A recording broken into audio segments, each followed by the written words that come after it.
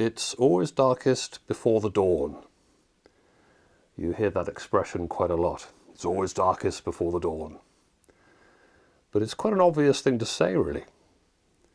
It's a bit like saying the number 7 comes before the number 8.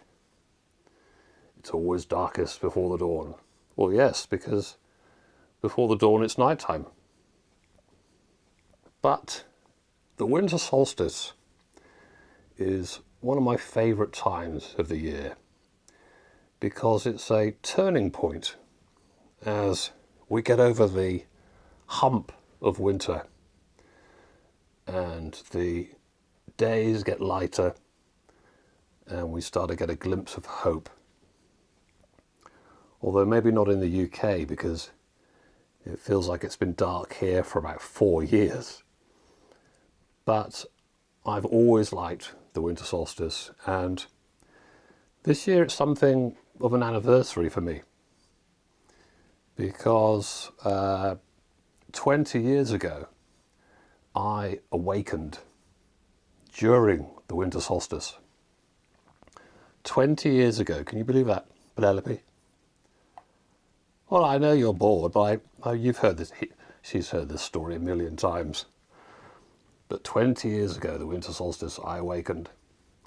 At the time, I was working at the yogurt factory, Podan's yogurts. And, oh, you've heard enough. She's heard this story so many times. Podan's yogurts.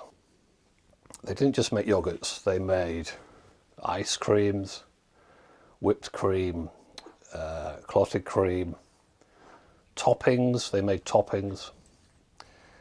And on this particular occasion, the winter solstice, I was operating the plopper lever and the dollop lever. You coming back in? You can't make up your mind, can you? Okay, you get comfortable. I mean, that's not ideal. It's not ideal because I was talking to the camera, but you want... Okay, well, I can probably do it like this. I'm determined to tell my story about awakening. I was working the dollop lever, and basically you'd pull the dollop lever and a dollop of yogurt would come out of the machine and into a tub, and then you would pull the there's a topper lever, and a flavoured topping would plop out on top of the dollop. So I was pulling these levers and I heard a scream, and one of the other workers, Eric Malone, fell into the custard machine. Eric Malone fell into the custard machine. And the custard machine was like a giant vat with an enormous whisk. And Eric just got whipped around in the custard machine for about 45 minutes until they could get him out of there. Do you want to sit here, Penelope? And fortunately, Eric was okay. Wait a second. What are you... Just sit down. Will you sit down? Sit down, Penelope. Right, where was I? Yes, Eric Malone fell into the custard machine. And fortunately, he was okay. Strangely though, his hair turned bright yellow and never returned back to normal. He even shaved it off several times, but it always grew back in these sort of oily, bright yellow clumps of hair. But hearing Eric fall into that machine and hearing him clattering around for 45 minutes, the trauma of that had a profound impact on me. And I started to think, what am I doing here? What am I doing here standing by the dollop and topper plopper levers in a yogurt factory? But more than that, I started to think, what am I doing in this life? What is life? And then another question came to me, which was, who am I? And at that point, I fell to the floor and I started vibrating. It began in my toes, into my shins, my knees were vibrating, up into my groinal area, and my flanks were really vibrating.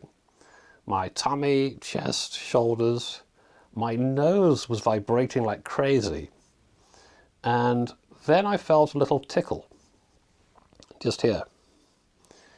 And then I felt a powerful blast. And it felt as if somebody had turned on a big torch and was shining light out of my head. And I just had this profound realization that there was much more to reality than I thought, and that I was part of something much bigger than just a yogurt factory.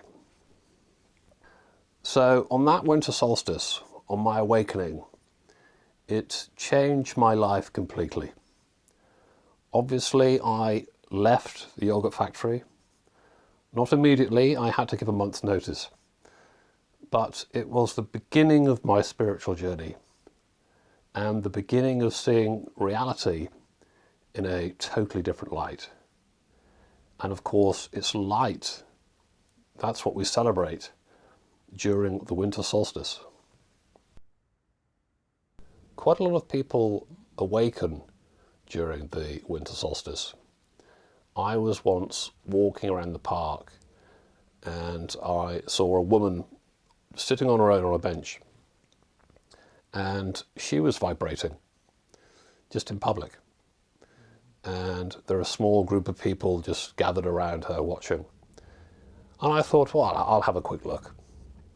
And she was vibrating so fast she was almost a blur, and then she coughed and one of her chakras came out of her mouth and just landed on the ground.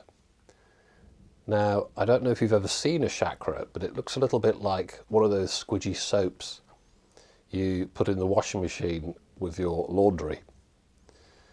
Anyway, it was fine. She just popped it back in her mouth and she was okay again. But it really can happen when you're least expecting it. So if you're thinking, oh, it's all a load of rubbish, this awakening, Giles, well, you just wait and see. You might be in for a bigger surprise than the one I had at the yogurt factory. So what about you? Where have you awakened? Have you awakened? Are you wanting to awaken? If so, let me know in the comments below. And I'd like to wish you all a very happy winter solstice and also a very Merry Christmas. I hope you find moments of peace amongst the chaos and moments of light amongst the darkness.